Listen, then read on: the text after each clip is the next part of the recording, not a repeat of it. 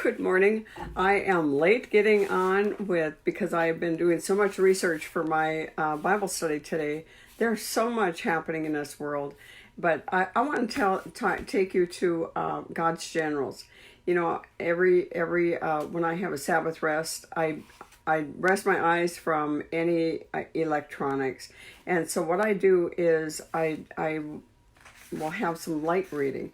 What I consider light reading is, just a short biography of someone. And this week, I just opened up the God's Generals book, and I came to chapter 11 on Jack Coe, the man of reckless faith. He's a man of reckless faith. And that's what he's considered. It's amazing, the stories about him. You know, his dad was a drunk and a gambler, and he was born 1918, so it was a really tough time. You know, it wasn't like it was today.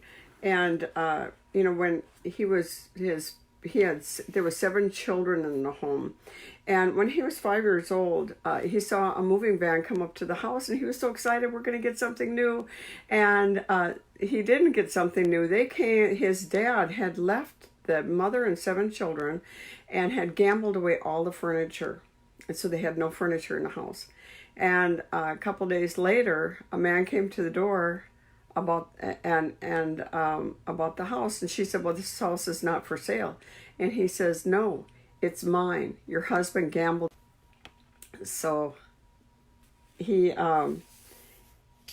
was a really tough time for the family. And at 9 years old, Jack Coe and his brothers and sister were left on the door of an orphanage. I think the mother kept the sister, but couldn't keep the boys.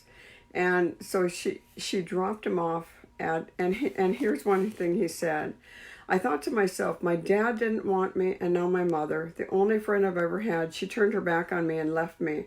I thought my heart would break within me as I saw her go down the walk. For a long time I stood and cried." You know, this probably is why he had reckless faith.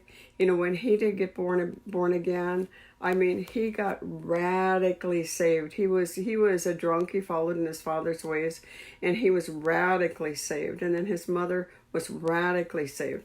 And so he had reckless faith. And he was put in jail many times because of his reckless faith. When he was in the service, he was put in a psychic ward because of his reckless faith. You know, he was just bold and strong, and they called him reckless faith. And he did his own thing. He didn't have the wisdom of God about him. You know, he died at 38 years old. His tent, if you remember the stories about Oral Roberts' healing tents, his tent was bigger than that. He had many amazing healing ministries. Because of his past, he started an orphanage for kids up in Dallas, Texas. And he had an amazing life, but he did not walk in the wisdom of God. He had what is known as reckless faith.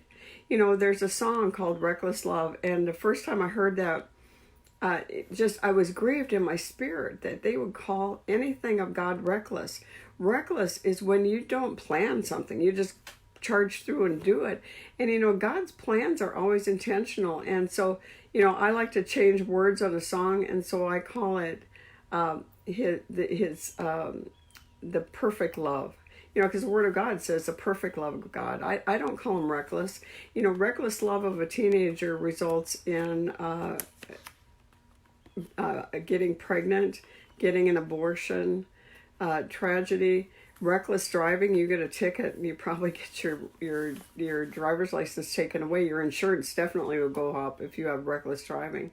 I don't think God's love is reckless. And you know, that may be for the younger generation. You might say, "Oh, Miss Mary, you're just an old fogey." Well, I am. But I'm not the only one who has a problem with that song, "Reckless Love." And we changed the words.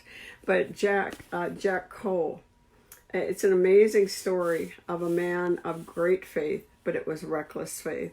You know, everything we should do should be out of love and with the intention of helping people. And he helped a lot of people. but he died early because he did not have the wisdom of God. So that be a lesson for all of us today. Have a terrific Tuesday. God bless you. Bye-bye.